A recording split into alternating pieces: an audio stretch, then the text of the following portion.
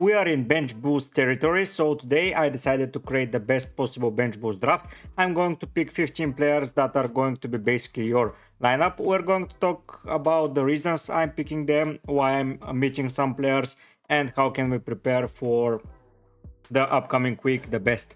So let's remove everyone, and I mean everyone, even Erling Haaland. Spoiler alert, he will return very quickly, but still he will be out for now. So now let's go and look at the fixture. So today we're focusing solely on the bench boost. We have several teams doubling up. We have City, we have Newcastle, we have Chelsea, and then we have the home teams of Spurs, Brighton and Manchester United. Some of the teams like Manchester United are having 2 home fixtures. That's a pretty good thing for the fantasy world, as home fixtures are always great. Spurs are another team with 2 home, while Brighton and Newcastle are away and home, while City and Chelsea are having 2 away fixtures. Elsewhere, Bournemouth face Brentford, Everton face Sheffield, West Ham faces Luton, Wolves faces Crystal Palace, Aston Villa faces Liverpool, and that's it with the fixtures for Gameweek 37.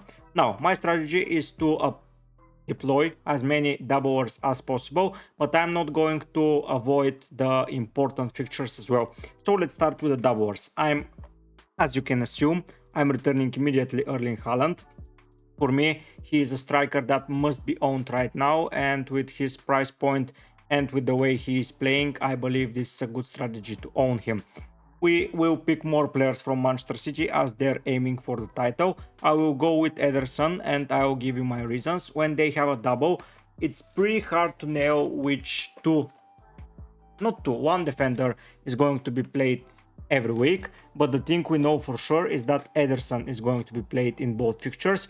That's why I am opting for Ederson. And now we have to decide between Phil Foden, who has been playing amazingly well, and KDB.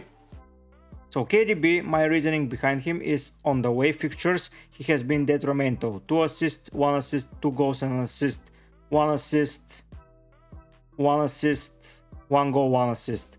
On the other hand, Foden has been amazing away from home as well. So Forest away, nothing, but Brighton 2 goals. Home though, against Villa 3 goals. With United 2 goals, yes.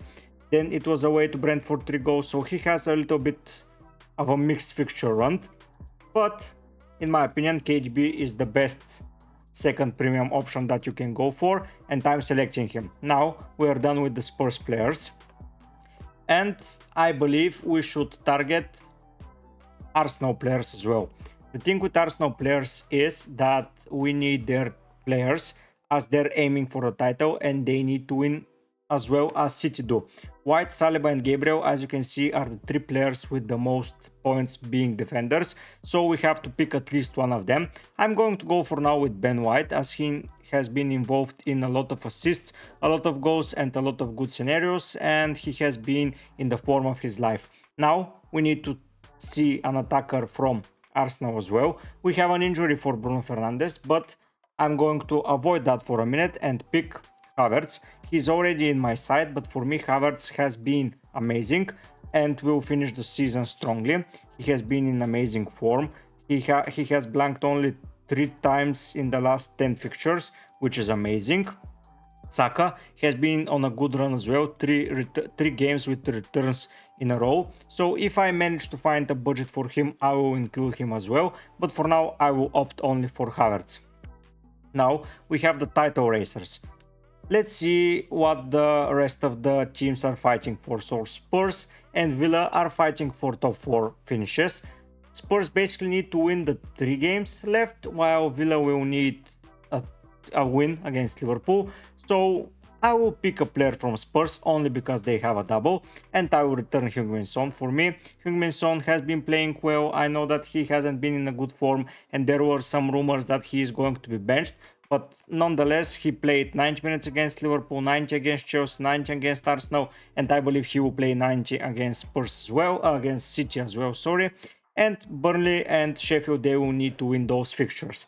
Now we are going with the Spurs player here, and I I'm going to include a defender from Spurs, not because they are having an amazing defensive record or something like that, but they face Burnley. Yeah, Burnley have scored several goals in the last couple of fixtures, so maybe it's a stupid thing to do. But from the double teams, I'm going to pick from Chelsea, I'm going to pick from Newcastle, I already selected from City, so yeah, most probably Spurs is the second best thing to do, just because Harry Maguire is injured and I want to pick a cheap player here, Van den Ven, fills that shoes. Going into the rest of the doublers, I want to pick players from Newcastle for sure, as Burn and Isaac will make an appearance. For me, they have been amazing and they deserve to be selected. I want to have Gordon as well, but I don't have enough spaces. I'm going to pick Palmer because Palmer has been amazing. Let's not fool ourselves. Even though they face away teams, they are on the rise and they will need wins in order to qualify for the European competitions. And Forest and Brighton, yeah, Forest still are not saved, but basically they have only fixture against Burnley, I believe, in Gameweek 38. And yeah, if Burnley loses or Luton loses this time around, they're done. So I believe Chelsea are winning against Forest.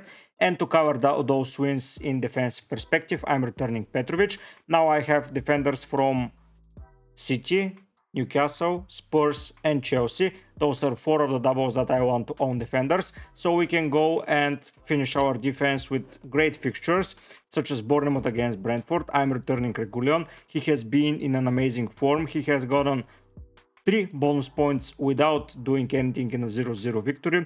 Then basically in the last 4 fixtures, he has, in the last 5 fixtures, he has 4 of those games finished with bonus points, which has been really good.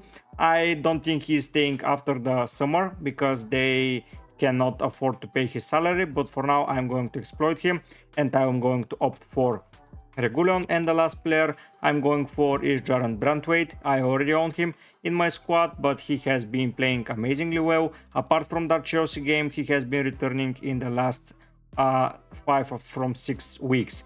So now we are left with 13 million and I don't have a lot of space to maneuver. So basically it's between Jackson and most probably Gordon, but I don't have the money. But let's say someone will have the money, so this is not a bad scenario. I can downgrade White to Saliba and I will be alright and I will have the money for Gordon and Jackson.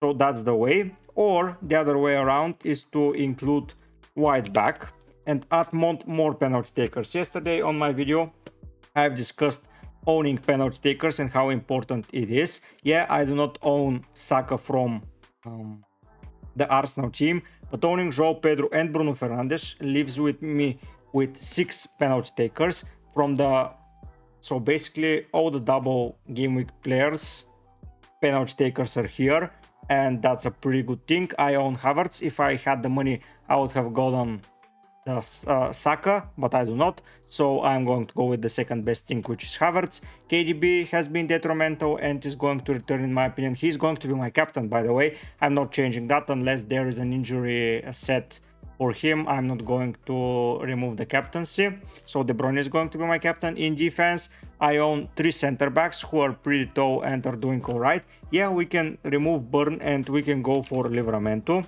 Has been okay. Trippier, I don't know if he's playing, so I'm not going to go for him, but Livramento is cheap and reliable. He has played 2 fixtures of 90 minutes, so he is an option. And I can go for Gordon and Jackson as well. So yeah, I will include Livramento instead of Burn because I believe he's playing nonetheless. So 3 wing backs and 2 center backs with high potential of scoring goals and some clean sheet potential is great. 2 double game goalkeepers who are the best goalkeepers in my opinion to own at the moment. Yeah, Onana is a strong shout out, but facing Arsenal and Newcastle I don't see him keeping a clean sheet, while Ederson and Petrovic, honestly, they can keep 2 clean sheets both. So yeah, I'm going to be prepared for that. I don't think anyone will find a better squad.